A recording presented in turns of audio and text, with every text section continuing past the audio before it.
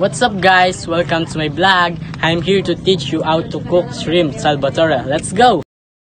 So using manual and press food processor, mince the garlic. Then, put the minced garlic to the plate or saucer.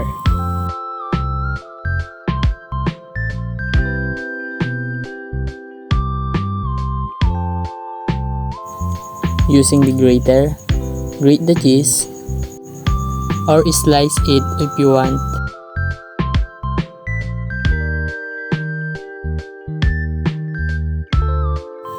Cut the butter.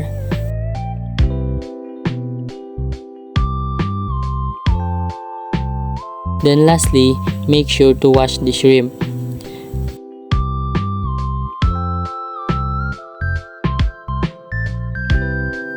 And put them in a clean bowl. Then after that, set aside all the ingredients and start to do the step for making Shrimp Salvatore.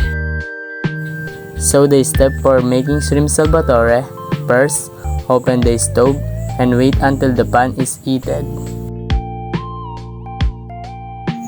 Second, put the minced garlic. Mix until lumabas ang aroma nito, then add the butter.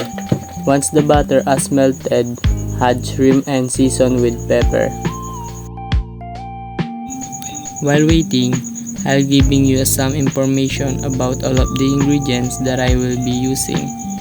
That all of them has a benefits or it is good for our health.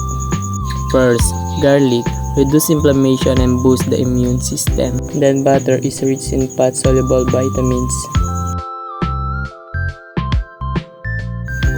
So here's the trivia about the shrimp. Why is shrimp called shrimp? The term shrimp originated around the 14th century with the Middle English shrimpe, akin to the Middle Low German schrimpen, and meaning to contract or winkle, and the Old Norse skorpna, meaning to shrivel up, or skrepa, meaning a thin person. Pepper, strong anti-inflammatory capacity and are likely to lower the risk of chronic disease.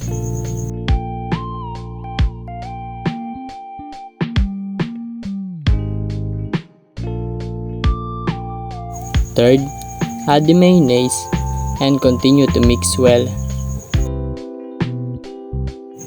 Mayonnaise has health-promoting properties such as vitamin E, which improve heart health, and vitamin K, which is important for blood clotting.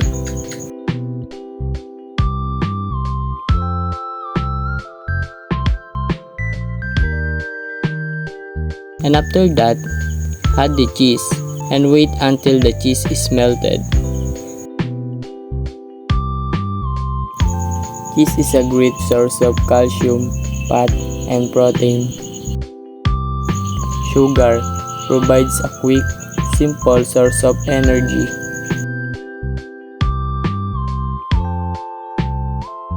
And lastly, season or add sugar.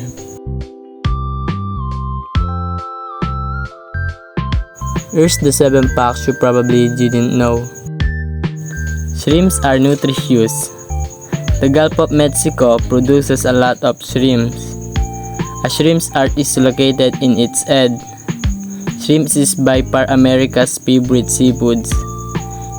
Shrimps can be noisy. There are more than 2,000 shrimp species. Many shrimps live for 1 to 2 years.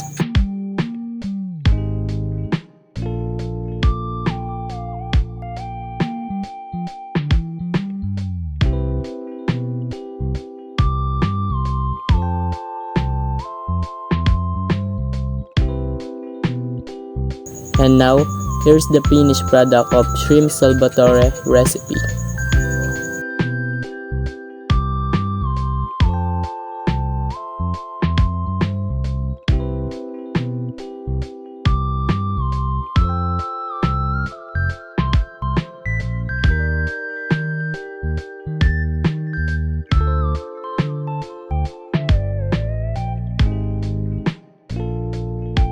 So now guys, try the Shrimp Salvatore recipe. It's creamy, fishy, and absolutely delicious. So that's all everyone. Don't forget to like, share, and subscribe. Thank you for watching!